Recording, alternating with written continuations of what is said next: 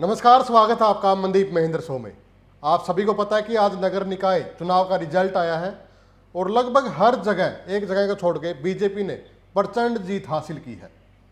एक छोटी ही जगह उकलाना, वहाँ पे 23 वर्षीय रीमा सोनी, उन्होंने निर्दलीय चुनाव लड़ा और 2806 वोटों से जीत हासिल की। हर तरफ चर्चे हैं, पूरे देश के अंदर आज उसी की बात चल रही है।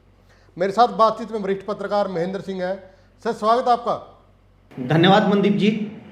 सर, रिजल्ट आया है, क्या कुछ कहेंगे पूरे रिजल्ट पर, क्योंकि तीनों नगर निगमों में 20,000 प्लस से बीजेपी जीत रही है जी। बिल्कुल मनदीप जी, ये लगभग वही रिजल्ट है जिसका हम लोग बार बार अपने कार्यक्रम में जिक्र कर रहे थे। लगातार हम लोग डिस्कशन कर रहे थे कि स्टाइल से ही पता चलता है कि इस इलेक्शन को कौन लड़ रहा है। इस इलेक्शन को बीजेपी जिस तरह से लड़ रही थी, जिस तरह कई महीने पहले तैयारियां शुरू हो गई थी, ड्यूटीज लग गई थी, एक एक वोटर को, एक एक वार्ड को अपने हिसाब से डिज़ाइन किया गया, मार्किंग की गई और फिर उसके हिसाब से चुनाव लड़ा गया। दूसरी तरफ कांग्रेस लड़ रही थी, सिंबल के ऊपर लड़ रही थी, लेकिन यूँ मान के चलिए कि लगभग 90% नेता तो इलेक्शन से ही गायब थे। कोई एक सीट के ऊपर चला गया, कोई दूसरी के ऊपर चला गया। मेरे ख्याल से शायद दीपेंद्र हुड्डा ही ऐसे नेता होंगे जो लगभग हर जगह गए चुनाव प्रचार करने के लिए। इन्होंने, महेंद्र जी, इन्होंने एरिया बांट रखे थे कि जहाँ पे रणदीप सिंह सुरजेवाला जी या शैलजा गुट है, तो वहाँ जैसे पंचकुला में सुधा भारद्वाज थी, तो वहाँ पे रणदीप सिंह सुरजेवाला जी डोर टू डोर कर रहे थे। जहाँ पे दीपेंद्र के लोग थे तो वहाँ पे दीपेंद्र प्रचार कर रहे थे, तो ये एकजुट नहीं हो पा रहे थे। तो जैसे दीपेंद्र उधर भी पंचकुला की साइड भी गए हो, तो हाँ, तो ये मतलब है ना, वही फॉर्मेलिटी वाली बात हो गई ना। कांग्रेस फॉर्मेलिटी ही कर रही थी और चुनाव लड़ने का इनका वही तरीका है। वो इनमें ये छोटे इलेक्शन थे तो सभा बोल दो, बड़े इलेक्शन है तो रैली कर दो। ये जो पुराना ढर्रा है मनदीप जी, ये खत्म हो चुका है। इन लोगों को ये बात समझ में नहीं आती है। ऐसे वोट नहीं मिलते हैं, आपको वो ही वोट मिलते हैं जो अब तक मिलते आ रहे हैं, परंपरागत वोट हैं, और इसमें से भी आप हर बार घट जाते हैं। ये बात समझ में नहीं आ रही है कांग्रेस को, तो उसका नतीजा आपके सामने है। और ये नतीजा दो चार लोगों को, दो चार किस्म के जो लोग हैं उनको बहुत ध्यान से देखना चाहिए। पहला, उन कांग्रेसियों को बहुत ध्यान से देखना चाहिए इस नतीजे को, जो चाहते तो हैं कि भाई कांग्रेस जीते, लेकिन वो ये देखने के लिए तैयार नहीं है कि भाई कांग्रेस जीतेगी तब जब चुनाव लड़ेगी, ताकत से चुनाव लड़ेगी, रणनीति से चुनाव लड़ेगी। वो नहीं लड़ी, नतीजा आपके सामने है। उन कांग्रेसियों को देखना चाहिए जो कांग्रेसी इन दिनों पॉडकास्ट पॉलिटिक्स कर रहे हैं। एक एक दो दो घंटा जाके किसी पॉडकास्ट पे बड़ी ऊंची ऊंची फेंकते हैं, बड़ी लंबी लंबी बातें करते हैं, दूसरी पार्टियों के खिलाफ भी और अपनी पार्टी के खिलाफ भी, अपने नेताओं के खिलाफ भी। उनको पता लग जाना चाहिए कि पॉडकास्ट पॉलिटिक्स से इलेक्शन नहीं जीते जा सकते।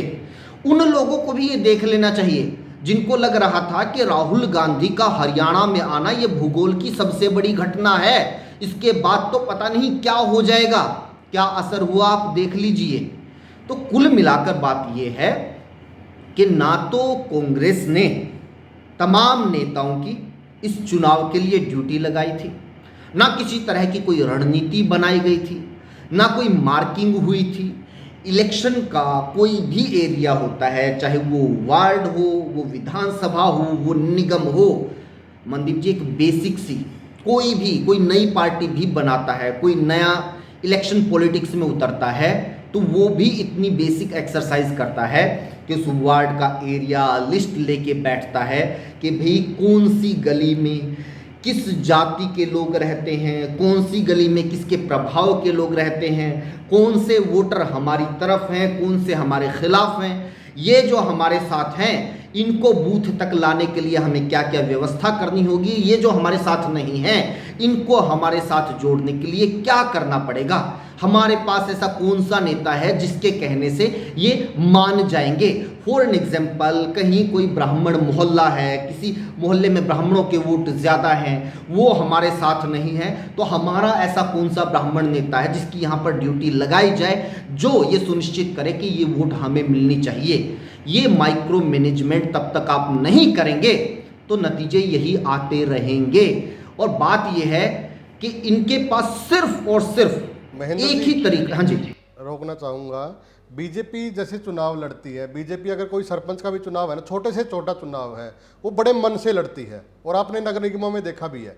लेकिन कांग्रेस नगर पालिका में सिंबल पे नहीं लड़ रही थी, वो कहते कि छोटा चुनाव है, लेकिन बड़ा चुनाव भी एक फॉर्मेलिटी के तौर पे लड़ रही थी।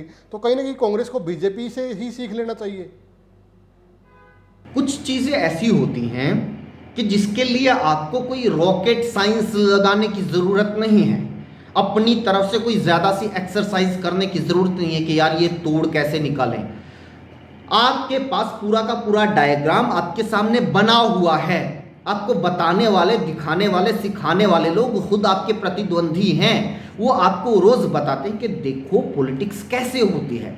पॉलिटिक्स पार्ट टाइम गेम नहीं है, चुनाव जो है वो पार्ट टाइम गेम नहीं है कि इस दिन इसकी घोषणा होगी, उस दिन हम कैंडिडेट डिक्लेयर करेंगे, फिर हम चुनाव प्रचार शुरू करेंगे।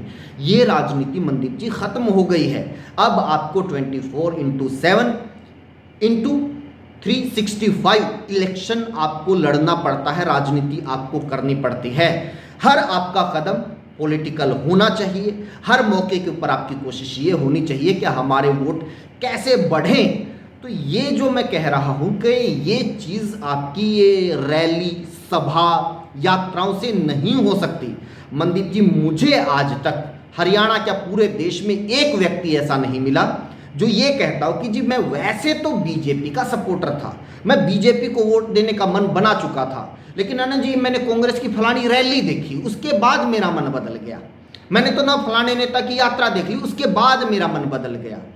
ये जो राजनीति है मनदीप जी, ये बहुत पुरानी, दशकों पुरानी हो चुकी है। आप जो कार्यक्रम कर रहे हैं इसमें वही लोग आते हैं, उन्हीं लोगों से आपका संपर्क होता है जो ऑलरेडी आपके हैं, जो आपकी बात से कन्विंस हैं। आपको जरूरत है उन लोगों तक पहुंचने की जो आपके साथ नहीं है, और उन तक पहुंचने का ये मैकेनिज्म निश्चित तौर पर नहीं है।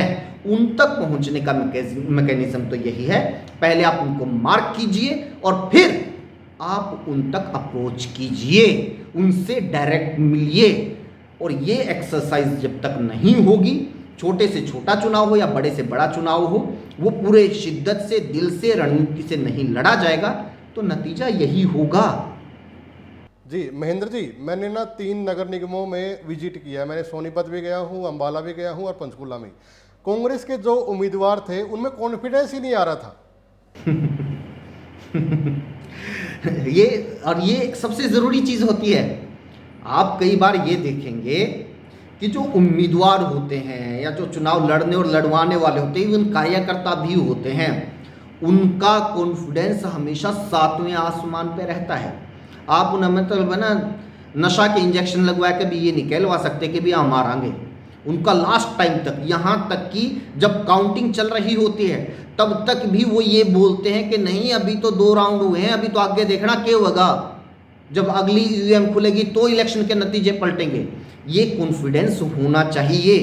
और इन चीज़ों को ना लोग रीड कर लेते हैं, वो हाव भाव से कई बार समझ जाते हैं कि यार ना चेहरे पे वो है नहीं। अभी जैसे पश्चिम बंगाल इलेक्शन में बहुत सारे लोग, इवन जो लोग ये भी चाहते थे कि ममता बनर्जी वहाँ जीतनी चाहिए, वो भी ये कह रहे थे कि नहीं इस बार है ना जो खिज है ममता बनर्जी की, इस बार जो चेहरे के ऊपर भाव है, आक्रामकता है एक तरह की, और बेबसी भी है, उसको देख के लग रहा है कि वहाँ पर गड़बड़ हो चुकी है, खेल हो चुका है। तो इन चीज़ों को जनता नोटिस करती है, जैसे आपने खुद नोटिस किया, तो ये लोगों ने भी तो नोटिस किया होगा जहाँ वो प्रचार करने के लिए जा रहे थे। बिल्कुल सर। और इसके अलग जो उकलाना से उम्मीदवार थी 23 वर्षीय रीमा सोनी, उसका कॉन्फिडेंस लेवल हाई था और आज जीत से पहले ही ढोल बजने लग गए थे सर, इतना कॉन्फिडेंस था। बिल्कुल, आपने लगातार उनके बारे में चर्चा की और मैं बार बार कह रहा हूं कि इस देश की सियासत जिस मोड़ पर पहुंच चुकी है, वहां पर कोई नया चेहरा राजनीति में उभरता है तो वो बड़ी प्रेरणा का स्रोत है तमाम लोगों के लिए जो राजनीति में आना चाहते हैं। अभी मान लीजिए कि स्केल के लेवल पे ये छोटा इलेक्शन है, लेकिन मैसेज के लिए ये बहुत बड़ा इलेक्शन है कि ये जो नए नए लोग आते हैं ये बीजेपी को हरा देते हैं, और जो पुराने धुरंधर अपने आप को मानते हैं, बाप दादाओं के ज़माने से राजनीति कर रहे हैं कि जी देखो इस इलाके में इतने साल से इनकी राजनीतिक पैठ है, यहाँ तो घर घर में इनके कार्यकर्ता है, वो हार जाते हैं। ये क्यों होता है? क्योंकि मनदीप जी, जो नए लोग आते हैं, एक तो वो पास्ट का बैगेज लेके नहीं आते, जो पास्ट की कई बुराइयाँ होती हैं, कई आरोप होते हैं, कई नाराज़गियाँ होती हैं, वो उनके साथ नहीं होती। दूसरा, उनका प्रचार का, उनका कम्युनिकेशन का तरीका इन लोगों से जो परंपरागत राजनीति कर रहे हैं इनसे कुछ नया होता है, और इनके साथ वो अविश्वास का भाव नहीं होता, जो अविश्वास उन लोगों के साथ जुड़ जाता है कि भी इनको बहुत बार आजमा चुके हैं, आजमाने के बाद भी इन्होंने कुछ नहीं किया और हमने भरोसा जता लिया, ये फिर भी नहीं जीत पाए। तो वो अविश्वास का भाव नए लोगों के साथ नहीं होता। अगर नए लोग सच में ही आए, जमीन पे उतरे, मैच्योरिटी के साथ इलेक्शन लड़े, मैच्योरिटी दिखाए, रीति नीति वो अपनी लागू करें, तो वो चुनौती दे सकते हैं। तो दी है। मैं कह रहा हूं कि यहां पे अगर कांग्रेस सिंबल पे होती तो शायद ये नतीजे नहीं आते, लेकिन निर्दलीय उम्मीदवार थी, उनको इनेलो ने भी समर्थन दिया, उनको कांग्रेस ने भी समर्थन दिया और वो जीत गई। अब उनकी मर्जी है। अभी कई लोग कह रहे हैं कि वो चली तो बीजेपी के पाले में जाएंगी, हो सकता है चली जाए, क्योंकि ये बहुत छोटे लेवल का इलेक्शन है। सेंटर में बीजेपी की सरकार है, हरियाणा बीजेपी की सरकार है। बहुत बार ऐसा होता है जो निर्दलीय जीतते हैं स्थानीय निकाय चुनाव में, वो सत्ताधारी पार्टी की तरफ चले जाते हैं। लेकिन अब ये फैसला उन्हें लेना है, रीमा सोनी को लेना है कि भी उनकी आगे की राजनीति कैसी होनी चाहिए, क्योंकि वो हरियाणा की राजनीति में एक चेहरा बन चुके हैं कि भी उनको बीजेपी की पॉलिटिक्स करनी है या बीजेपी विरोध की पॉलिटिक्स करनी है। और वैसे मैं आपको बता दूं कि बीजेपी को भी निश्चित तौर पर उकलाना में एक उम्मीदवार की जरूरत है। बीजेपी में स्पेस खाली है विधानसभा के लिए, तो हो सकता है कि अगर बीजेपी भी उनको ऑफर कर दे तो वो शायद उधर भी चली जाए, या फिर अगर वो कोई और लंबी बड़ी लकीर खींचना चाहती हैं तो उनके पास ऑप्शन दो हैं, इनेलो भी ऑप्शन है और कांग्रेस भी ऑप्शन है, और तीसरा ऑप्शन उनके सामने है कि मैं फिलहाल निर्दलीय जीत के आई हूँ, निर्दलीय राजनीति करूंगी, फ्यूचर में देखी जाएगी। जी, तो महेंद्र जी, बीजेपी का काम करने का तरीका ये नहीं है कि यहाँ तक है, तो हर जगह अपडेट रहते हैं। जैसे प्रधानमंत्री नरेंद्र मोदी जी ने भी ट्वीट किया है हरियाणा के चुनाव को लेकर, उन्होंने शुभकामनाएं दी है। बिल्कुल, और मैं बता रहा हूँ ये जो जीते हैं ना इनके चेयरमैन और ये मेयर, आप देखना मोदी जब विदेश दौरे से वापस आएंगे तो इनकी सीधी नरेंद्र मोदी से, प्रधानमंत्री से मुलाकात होगी। ये जो पर्सनल टच दिया जाता है संगठन की तरफ से, आपके जो सबसे बड़े नेता हैं उनकी तरफ से, ये बहुत बड़ी बूस्टर डोज होती है आपके लिए। दूसरी तरफ आप कंपेयर कीजिए, जब इलेक्शन चल रहे थे ठीक उस टाइम पर राहुल गांधी हरियाणा में आए, उन्होंने एक बार भी जिक्र किया इन चुनाव का?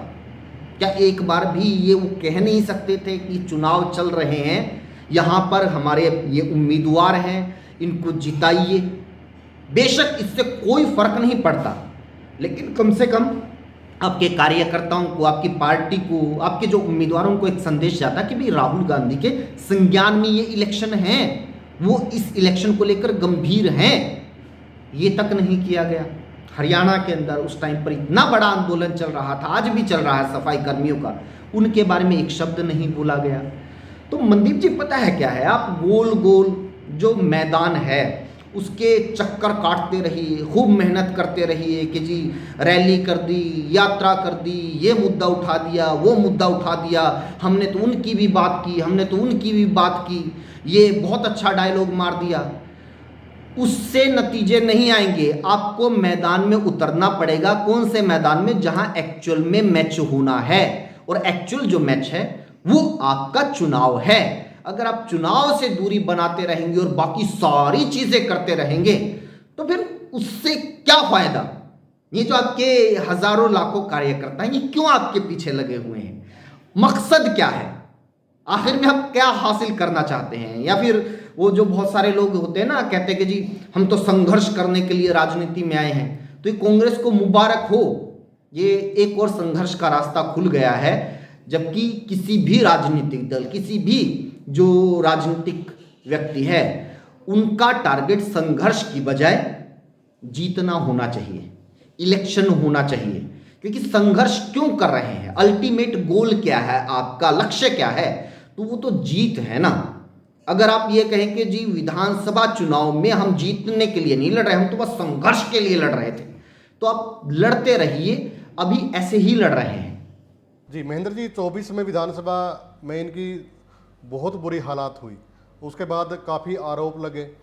अब 1.5 साल हो गए, 1.25 साल के आसपास का समय होने वाला है चुनाव को। इसके बाद नगर निगम के चुनाव आते हैं। इसके बीच इनके सांसद जो राज्यसभा के लिए जो विधायक हैं वो क्रॉस वोटिंग कर देते हैं। इनको फायदा हो रहा है, नुकसान हो रहा है। इसके बाद ये दावा करते हैं कि अगर उपचुनाव बाई इलेक्शन हो जाए तो ये जीत दर्ज कर देंगे। तो क्या जब नगर निगम ही नहीं जीत पा रहे, छोटे चुनाव ही नहीं जीत पा रहे, तो क्या ये बाई इलेक्शन जीत पाएंगे इस स्थिति में? जी मनदीप जी, क्या है कि कोई भी पार्टी छोटे से छोटा इलेक्शन भी हारे तो कायदा ये कहता है, होना ये चाहिए कि सारे नेता, सारी लीडरशिप बैठे, मंथन करे कि कहां कहां क्या क्या चूक हुई, और अगर किसी ने जानबूझ के चूक की है तो उनके ऊपर कार्रवाई करो, और अगर किसी ने मेहनत की है तो उसको इनाम दो, शाबाशी दो। कायदा ये होना चाहिए, कायदे से होना ये चाहिए था कि विधानसभा चुनाव में कांग्रेस क्यों हारी, कहां कहां क्या क्या गलतियां रही, उसके ऊपर मंथन होता, कोई दोषी है तो उसको सजा मिलती, उसको दरकिनार किया जाता या नोटिस दिया जाता, कुछ भी होता। ये होने की बजाय क्या किया कांग्रेस ने, वोट चोरी का मुद्दा उठा दिया कि जी इलेक्शन तो हारे ही नहीं है, राहुल गांधी ने इलेक्शन हारे ही नहीं है, वोट चोरी हो गई जी, इलेक्शन चोरी हो गया हमारा तो बस। अब जब आपने ये मान ही लिया कि भाई इलेक्शन चोरी होता है, हम तो जीतते हैं, जनता तो हमें ही वोट देती है, लेकिन बीजेपी चुनाव आयोग से मिलके ईवीएम में सेटिंग करके एसआईआर करके वो जीत जाती है। अगर आप हर बार इसी निष्कर्ष पर पहुंचते हैं तो फिर आप लड़ क्यों रहे हैं, ये जनता को समझ में नहीं आ रहा है। या तो आप इलेक्शन का बायकॉट कर दीजिए, और ये अच्छा तरीका है बायकॉट करना। अगर आप इलेक्शन का बायकॉट कर दोगे, निश्चित तौर पर बीजेपी जीत जाएगी, जीत तो अभी भी रही है, लेकिन उससे जनता के जहन में एक बात जाएगी कि भाई आपके पास कोई विकल्प तो बचा ही नहीं है, आपकी वोट का कोई मतलब बचता ही नहीं है कि आप वोट दो या ना दो, बीजेपी जीत जाएगी। तो जनता को भी लगेगा कि हाँ सच में इलेक्शन में धांधली हो रही है और लोकतंत्र खत्म हो चुका है। लेकिन आप इलेक्शन में भी पार्टिसिपेट करते रहोगे, चुनाव प्रचार भी करोगे, वोटिंग से पहले यह भी दावा करोगे कि हम जीत रहे हैं, और जैसे ही रिजल्ट आएंगे आप कहोगे कि नहीं जी गड़बड़ है जी, ईवीएम लुट गई जी, वोट चोरी हो गया, इलेक्शन कमीशन ने गड़बड़ कर दी। तो ये दोहरा जो मापदंड है, दोहरा जो रवैया है, इसकी वजह से कांग्रेस फंसती है। महेंद्र जी, ये ना चुनाव में तो मेहनत करते नहीं, लेकिन चुनाव होने के बाद, वोटिंग होने के बाद स्ट्रांग रूम के बाहर बैठ जाते हैं। अगर लाइट भी चली जाए ना 5 मिनट तक, तो फिर कहते हैं कि गड़बड़ कर दिया भाई बीजेपी ने। हाँ भाई, इतनी देर में जी वो चोरी होगी जी, वो कैमरा बंद हो गए थे, इतनी देर में वो आया था। क्या है कि मनदीप जी ना, कई बार मेरी उन लोगों से बातचीत होती है जो सरकारी कर्मचारी हैं, जिनकी इलेक्शंस में ड्यूटी लगती है। जब राहुल गांधी ने वोट चोरी का मुद्दा उठाया तो उस दौरान भी मेरी उनसे बात हुई। उन्होंने बताया कि भी इलेक्शन कैसे होते हैं, और अगर किसी को सच में वोट चोरी करनी है तो उसका क्या क्या तरीका हो सकता है। तो ये जो तमाम आरोप थे, इसमें ये तो था कि भी जो वोटिंग लिस्ट है उसमें गड़बड़ होती है, और गड़बड़ 2 तरीके की हो सकती है। एक तो हमारे यहाँ सरकारी कामों में होती ही होती है, हर एक में हो जाती है। दूसरा ये है कि ये मैनेज भी हो सकती है, लेकिन आप इसको ना साबित नहीं कर सकते।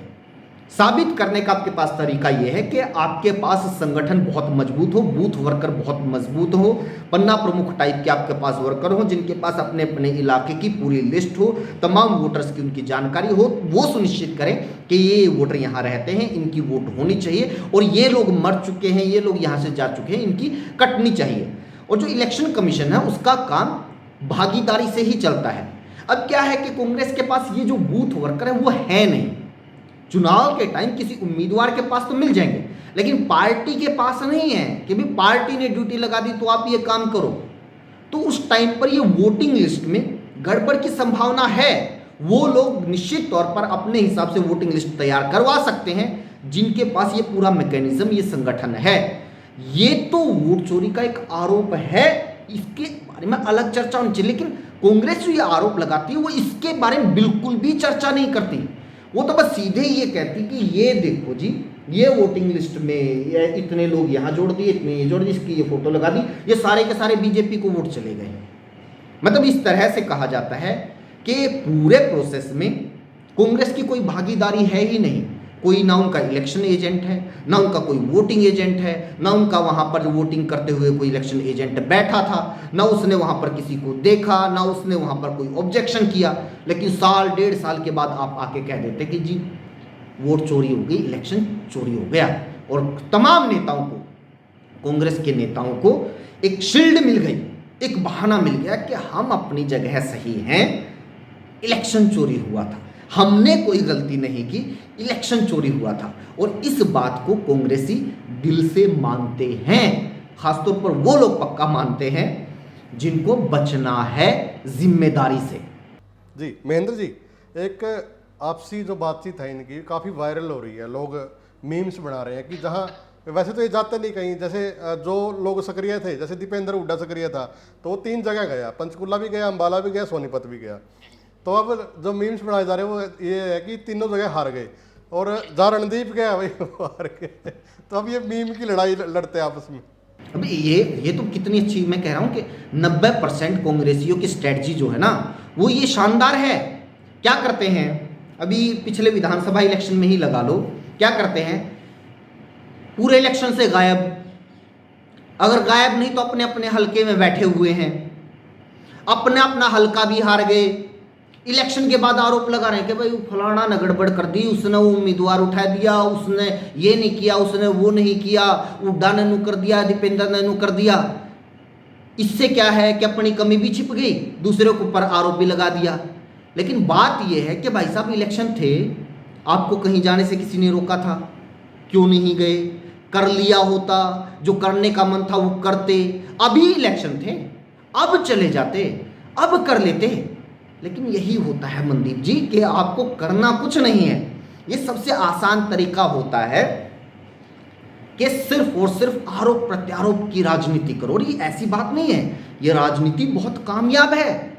आप उन नेताओं की जो लोकप्रियता है उसको देखेंगे, देखना उनकी लोकप्रियता बहुत पीक पे जाती है जब भी वो अपनी ही पार्टी, अपने ही नेताओं के ऊपर सवाल उठाते, बहुत पीक पे जाती है। और लोग ये भी मानते कि हाँ सही कह रहा है, लेकिन कोई उनसे पलट के ये सवाल नहीं पूछता कि श्रीमान जी कहाँ थे आप, ये जब इलेक्शन चल रहा था कितने हलकों में गए, कितने वार्ड में गए, कितने ऐसे वोट हैं जो आपने आपकी पार्टी उम्मीदवार के साथ जुड़वा दिए, कहाँ थे? तो वहाँ से तो रहना है जी गायब। बाद में क्या है कि भी कांग्रेसियों में ना एक और चीज़ हो गई है, पॉलिटिशियन की बजाय इनको राजनीतिक विश्लेषक भी बनना है, इनको यूट्यूबर भी बनना है, रीलबाज भी बनना है, इन्फ्लुएंसर भी बनना है, पॉलिटिशियन नहीं बनना है। पॉलिटिशियन का ये काम होता ही नहीं है। पॉलिटिशियन का काम ये होता है कि राजनीति करो, जमकर करो, जीतने के लिए करो, और जब मौका मिले तब करो। और मौका होता है इलेक्शन का। लेकिन इनको इलेक्शन के टाइम पे गायब होना है, और जैसे ही इलेक्शन के नतीजे आएंगे सारे के सारे, मैं कह रहा हूं कि जितने लोग इन नतीजों के बाद आपको एक्टिव नजर आएंगे, ये लोग आपको इलेक्शन में एक्टिव नजर नहीं आएंगे। अभय सिंह चौटाला ने वीडियो कॉल की है रीमा सोनी को, और साथ में कुमारी शैलजा ने भी की है वीडियो कॉल। पूरे चुनाव में नहीं दिखी होगी, लेकिन वीडियो कॉल पे जरूर दिख रही है जी। हाँ चलो ये अच्छी बात है। ये क्या है कि छोटे चुनाव हैं, बार बार मैं कह रहा हूँ कि ये भी हो सकता है कि भी वो बीजेपी की तरफ, बीजेपी क्योंकि वो भी कोशिश करेगी, निर्दलीय चले जाते हैं, बहुत बार होता है निकाय चुनाव जीतने वाले। तो अगर अभय चौटाला या कुमारी शैलजा ये कोशिश कर रही हैं कि इनको अपने साथ जोड़े रखा जाए, और उसका तरीका है ये मैं कह रहा हूँ कि इन दोनों दलों को कोशिश करनी चाहिए। कहीं और भी अगर निर्दलीय जीते हैं तो उनके साथ भी जुड़ने की कोशिश करनी चाहिए, क्योंकि मैं कह रहा हूं कि मनदीप जी, जो चुनाव लड़ने वाले लोग हैं, जो चुनाव में जीत हासिल करने वाले लोग हैं, वो किसी भी राजनीतिक पार्टी की सबसे बड़ी ताकत होती है। सिर्फ लफाजी, सिर्फ और सिर्फ मुंह दिखाई, फॉर्मेलिटी करने वाले लोग अपने आप को सोशल मीडिया पे तो हिट कर सकते हैं, लेकिन वो जीत नहीं सकते मनदीप जी। अगर टारगेट यही है कि नहीं ठीक है जी 20-50 लाइक आ जाए हैं, 100-200 लोग वाहवाही करने वाले हैं, शेयर भी आजकल बढ़ गए हैं, तो इसी में बढ़िया अपनी राजनीति सही चले, इसी में खुश हैं, तो उनका कुछ नहीं कहा जा सकता, उनको कुछ नहीं किया जा सकता। लेकिन जो लोग चुनाव लड़ते हैं, क्या पता फेसबुक भी ना चलानी आती हो, व्हाट्सएप ना यूज़ करते हों, लेकिन अपने इलाके में जनाधार रखते हैं, लोगों से मिलना जुलना अच्छा रखते हैं, तो उनकी राजनीति अलग तरह की है। जी धन्यवाद सर इस पे बातचीत करने के लिए। तो काफ़ी लंबी ये बातचीत हो चुकी है, तो वीडियो को ज़्यादा से ज़्यादा आप लोग शेयर भी करें, और आप लोगों का क्या कुछ कहना है कि जो लगातार बीजेपी एक प्रचंड जीत हासिल कर रही है, वो भी कमेंट के माध्यम से ज़रूर बताएं, और उकलाना की जो राजनीति पलटी है उसको लेकर आपकी क्या कुछ राय है वो भी एक बार आप ज़रूर बताएं। धन्यवाद।